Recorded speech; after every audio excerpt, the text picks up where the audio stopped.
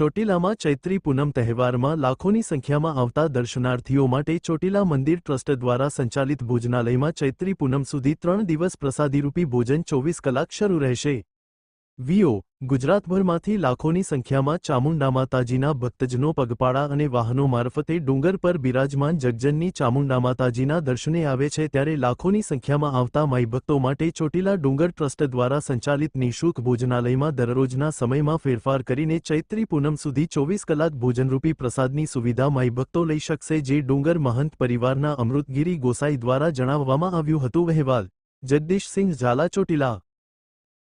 ચોટીલા ચામુંડા માતાજી ડુંગર આજે ચૈત્રી નવરાત્રિ ચૈત્રી સુદ પૂનમનો તહેવાર એટલે આ વર્ષની મોટામાં મોટી પૂનમ કહેવામાં આવે છે।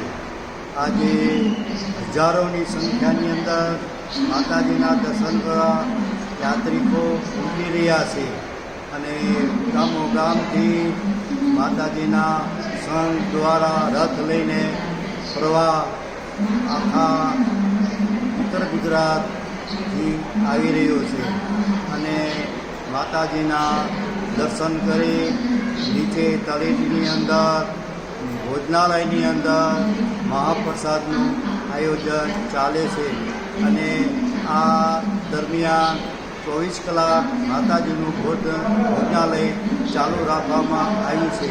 કેટલા દિવસ ચાલુ રહેશે બાપુ? આ 3 દિવસ, આ ત્રીજો દિવસ છે। આજે 3 દિવસથી ચાલુ છે અને હજારો યાત્રિકો માતાજીના પ્રસાદ લઈ અને ધન્યતા પામે છે।